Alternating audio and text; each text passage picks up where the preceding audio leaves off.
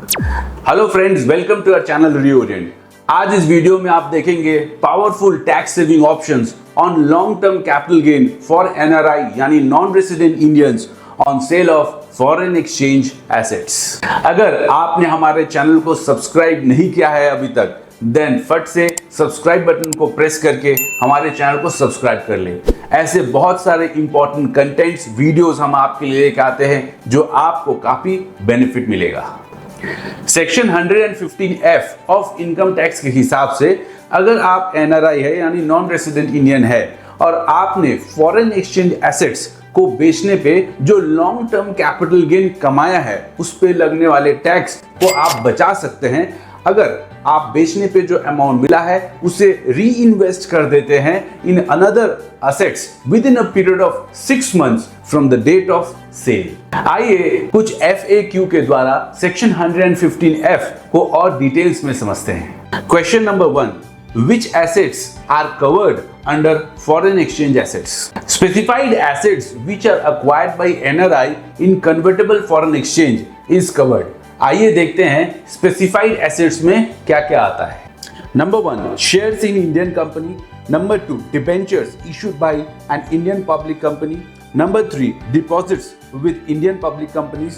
Number 4, central government securities like saving certificates. Number 5, any other assets as notified by the central government.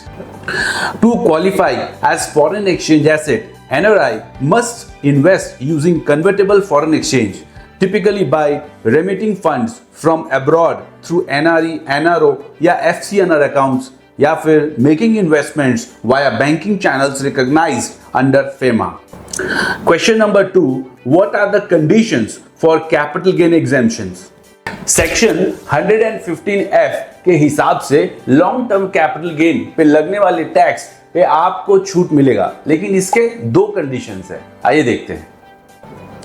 Number 1, the net consideration wholly or partly is reinvested within 6 months in any other specified asset and the new asset is held for at least 3 years. यानी पुराना asset बेच के आप जो नया asset खरीद रहे हैं उसी पैसा से वो within 6 months from the date of sale आपको खरीदना है और जो नया एसेट खरीदे हैं उससे कम से कम 3 साल तक आपको होल्ड करना है। Question number 3, what is the formula to calculate capital gain exemption? Formula कुछ इस प्रकार है। Exemption amount is equals to cost of new asset divided by net sale consideration into total capital gain. आइए इसे और details में समझते हैं एक चार्ट के द्वारा। इस चार्ट को हमने 3 सिनारियोज में बांटा है। पहला scenario 1, purchase of Indian shares by NRI 1 lakh, holding period है 14 months, सोल्ड हुआ 1,50,000 में, तो क्या हुआ? लॉन्ग टर्म कैपिटल एसेट हुआ। कैपिटल गेन कितना हुआ? 50,000। आपने न्यू एसेट परचेज किया है 1,50,000, तो लॉन्ग टर्म कैपिटल गेन है, तो सेक्शन 115F एप्लीकेबल है। यस। एग्जेम्पशन कितना मिलेगा? 1,50,000 divided by 1,50,000 into 50,000 which is equals to 50,000। Long term capital gain tax इस पे एप्लीकेबल नहीं होगा। Scenario 2, purchase of Indian shares 1 lakh, holding period 10 months, sold 1,20,000। ये शॉर्ट टर्म कैपिटल एसेट है या long term? It is a short term capital asset as holding period is less than 12 months।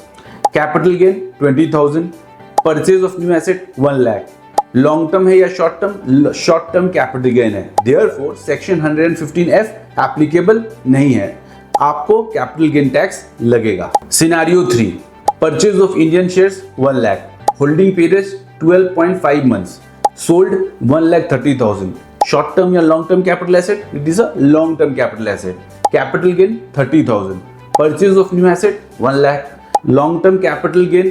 Yes. Section 115F applicable? Yes. Exemption कितना मिलेगा? 1 lakh divided by 1,30,000 into 30,000 which is equals to 23077. Capital gain tax कितना लगेगा? 30,000 minus 23077 which is equals to 6,923 rupees. Hope ये छोटा सा content, छोटा सा video आपको इंफॉर्मेटिव लगा। अगर अच्छा लगा देन आप इसे शेयर करें और हमारे चैनल को सब्सक्राइब भी करें। धन्यवाद।